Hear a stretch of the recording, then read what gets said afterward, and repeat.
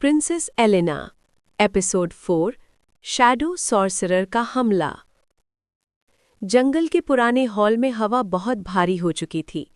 Heart of the forest crystal की सब्ज रोशनी धीरे धीरे कम हो रही थी, जैसे वो किसी अंधेरी ताकत से डर रहा हो। प्रिंसेस एलेना ने अपनी सांसें ठीक की। मीरा उसके बिल्कुल पीछे खड़ी थी और लियोरा कमजोर होने के बावजूद उन्हें वॉर्न कर रही थी।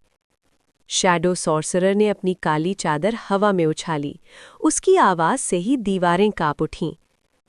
तुम समझती हो कि तुम जादू रोक सकोगी प्रिंसेस एलेना? तुम बहुत कमजोर हो। एलेना का दिल तेज धड़का, लेकिन उसने हिम्मत से जवाब दिया, मैं कमजोर नहीं, रोसावा की रखवाली हूं और मैं तुम्हें कुछ भी चुराने नहीं दूंगी। इस पर शैडो सॉर्सरर ने हवा में अपना हाथ घुमाया और अंधेरे का चक्कर एलेना की तरफ फेंक दिया। मीरा चीख उठी, एलेना, संभल कर!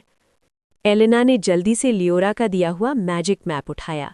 जैसे ही अंधेरा उससे टकराया, नक्शे से चमक उठी और अंधेरा वापस सॉर्सरर की तरफ पलट गया। सॉर्सरर गुस्से से गरज उठा, ये नूर, इसे किसने जगाया?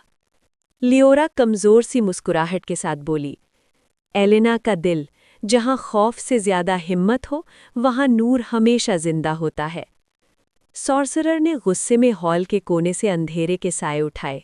उन सायों ने जमीन पर रास्ता बनाया और धीरे धीरे जंगल के दिल में फैलने लगे। एलेना, मीरा ने कहा, अगर ये अंधेरा जंगल में फैल गया तो सब खत्म हो जाएगा। एलेना ने क्रिस्टल की तरफ देखा।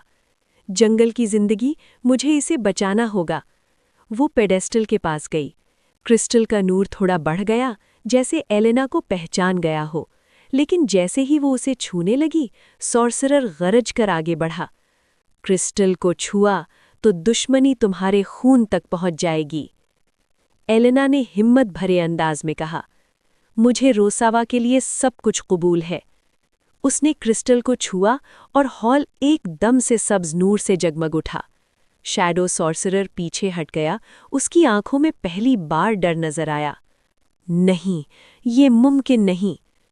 क्रिस्टल का नूर एलेना के हाथ से फैलकर पूरे हॉल में घूम गया। अंधेरे के साए पिघलने लगे। सॉर्सरर जख्म खाकर हवा में गायब हो गया, लेकिन जाते जाते एक खौफनाक आवाज छोड़ी, ये जंग अभी खत्म नहीं हुई प्रिंसेस। जंगल का असली इम्तिहान अब शुरू होगा।